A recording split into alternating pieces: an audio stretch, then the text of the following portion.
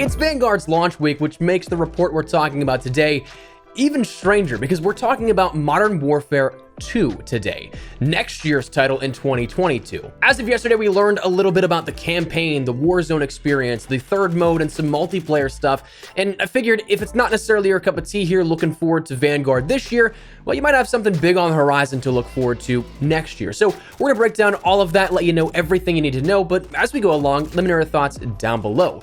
What are you looking forward to the most? The setting, the return of Task Force 141, the Warzone experience, multiplayer, the brand new third mode, what are the case may be, drop your thoughts down below. But if you enjoyed the video, make sure to drop a like down below. Let's aim for 1,000 likes on this video. Actually, let's get ambitious. Let's aim for 2,000 likes on this video. And of course, if you are new to the channel and want to stay up to date with all things Vanguard here as we gear up for launch this week and later on into the year, but also if you want to stay up to date with all things Modern Warfare 2 for next year, hit that subscribe button. We'll keep you up to date with everything and anything you need to know. We're on that road to 500,000 subscribers. So if you'd like to stay informed with everything and also join the community, I'd love to have you. That said, let's jump right into it. So Modern Warfare 2, let's start basic here. Firstly, it's of course going to be a follow-up directly to Modern Warfare 2019 in story and setting. This rumored currently to be taking on the Colombian drug cartels in a drug war ongoing. It's described as a grittier take on 2019's campaign with more close quarters combat, tricky decision making, and classic set pieces, with Task Force 141 set to return, but in a bit more realistic of a design approach, making them the tier 1 operators of the world instead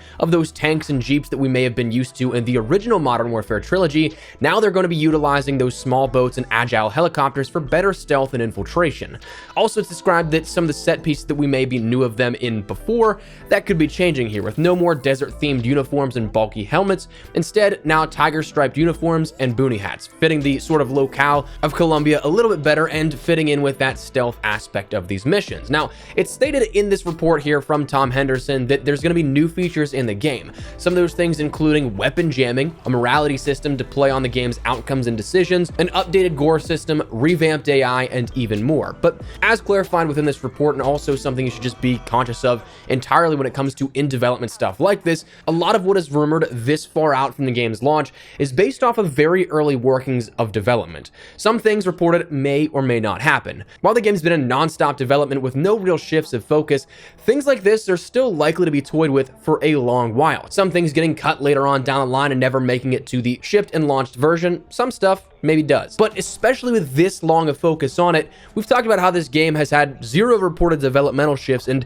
that perhaps for once, maybe with the exception of Modern Warfare 2019, this game will be one of, if not the only game since the 3-year development cycle was introduced with Advanced Warfare, that a developer has had a full 3 years uninterrupted following some sort of reception of a game in that cycle. I mean, think about it. Advanced Warfare and Black Ops 3 likely were less interrupted based off the fact they were the initial green lights of the Advanced Movement System games. Infinite Warfare was rumored to be a ghost too, with a transition to Infinite Warfare, and even some reports of that being scrapped halfway through because it just didn't come out to standards. World War II was rumored to be an Advanced Warfare 2 and was even set up in the campaign as such, but with the fatigue on the advanced movement, it became World War II boots on the ground. Black Ops 4 reportedly had not been able to get the campaign to a spot where they were happy with, thus scrapping it and pivoting to Battle Royale. Modern Warfare, again, may have been that one that was planned from the get-go following Infinite Warfare's not-so-great reception, though there are no public reports out there to verify or deny that. Black Ops Cold War is rumored to be in turmoil as Treyarch had to come in and take over what was being worked on by Raven and Sledgehammer. And Vanguard, I have no way of verifying this, but I'd wager that this wasn't the main project if they were just recently working on Cold War pre-Black Ops inclusion with Raven, and instead this was greenlight and shifted based off of what they knew, but who knows. Point being though, Modern Warfare 2 likely has the most game dev time uninterrupted out of any other game, maybe save Modern Warfare 2019, since 2015 and 2016. So if you've got that much time than any other studio to work on a game, why wouldn't you play around with and experiment with new stuff in that time that's basically extra by comparison on top of perfecting what'll be in the box at launch that we're used to. Later it's clarified though that some of these things may not be as prominent as you think, i.e. gun jamming. That may not be one of those things that happens consistently, but instead could be a focal point of one event in the campaign that's either scripted or loosely scripted, creating some additional chaos or tension in a mission that really ends up ramping that up. That happening perhaps instead of maybe a 1 in every 20 reloads or something, where in realism of MP something like that it jams up regularly. What would be interesting though is that if this sort of took realistic elements from those rare inspect elements from Battlefield of sorts as they did before, where maybe like 1 in 10,000 caused a jam or something like that, but that probably would also be too annoying. Morality also could be one of those things that is just based on a singular mission's completion success rate, or how you're graded on that mission, instead of basing the entire game in multiple endings that's dependent on each player's decisions, like we've seen recently in Black Ops Cold War and then again in Black Ops 2.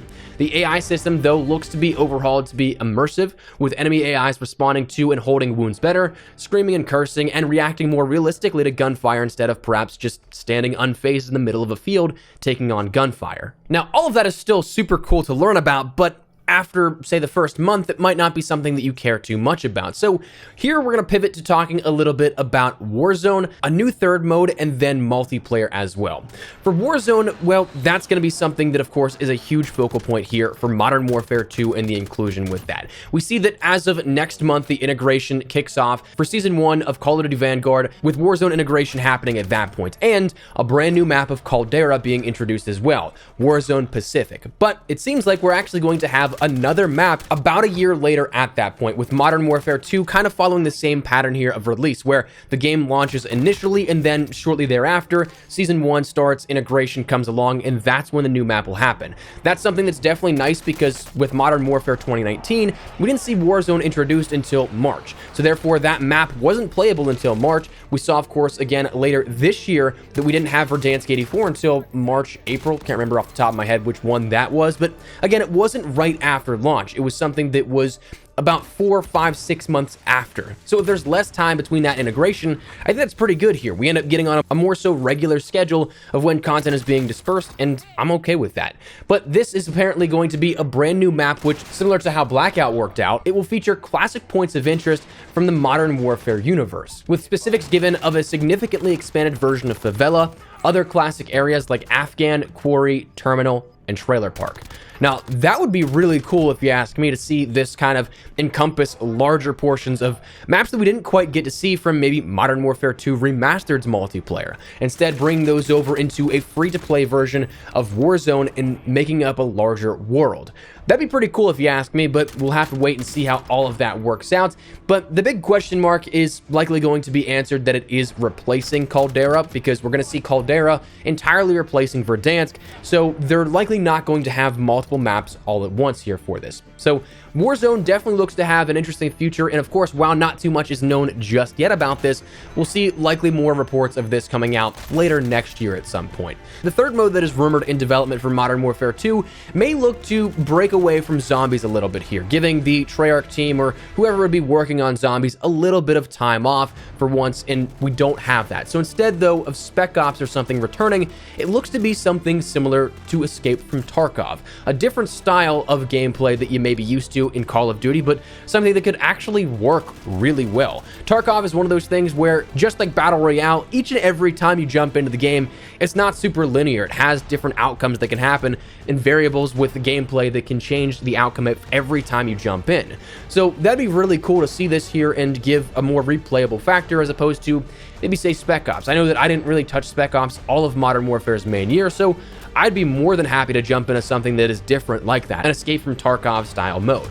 And then finally, touching on briefly Modern Warfare 2's multiplayer, it is something that not too much is described here of this, but it is mentioned that this could be really picking up the mantle where those rumors of Modern Warfare 2 Remastered could come into play. Like we mentioned how some of those points of interest for the new Warzone map could actually be classic maps from Modern Warfare, it's also likely that we end up seeing even more content at launch and throughout the seasons that is classic and returning content from Modern Warfare 2.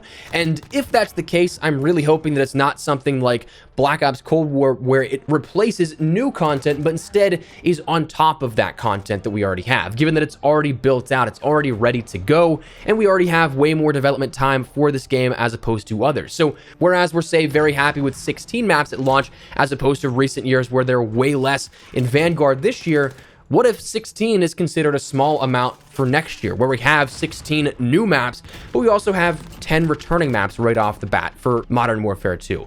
We don't quite know. There's nothing specific given here with this other than the fact that we do have these elements being worked into Modern Warfare 2's multiplayer, but that would be fascinating and incredibly awesome from a gameplay perspective, if you ask me. But that said, that was the report we got recently here on Modern Warfare 2 for 2022, and man, it is going to be looking like quite the next coming year, maybe 2, maybe 3. Maybe Black Ops is actually finally rebooted and something that takes those full 3 years of development and gives us a kick-ass game as well. We'll just have to wait and see. That said, right now, that's where we're at. Vanguard launching here today, but surprisingly interesting information on Modern Warfare 2 the year to follow. So if it's not your cup of tea, there should hopefully be something on the horizon here that just may be a little bit more waiting time away. That said, that's going to wrap the video up. I'd love to get your thoughts and feedback down there in the comment section down below. Are you guys looking forward to a Modern Warfare 2 here in 2022? Maybe not so much. Are you looking forward to Vanguard in place of that? Are you looking forward to both of them? Whatever the case may be, feel free to let me know your thoughts down below. But if you enjoyed the video, make sure you drop a like down below if you are new to the channel and want to stay up to date with all things Vanguard with launch coming up here, and as well whenever more information becomes readily available with Modern Warfare 2 next year, we'll keep you up to date with everything you need to know. So if you're interested in any of that, hit that subscribe button. If you also want to follow me over on Twitter and Instagram, those are the best places to chat with me outside of YouTube. So if you guys want to strike up a conversation, ask me a question, whatever the case may be, that link is down there in the description below. That said, thanks so much for watching. My name is Espresso. I'll see you guys later. Take care and peace.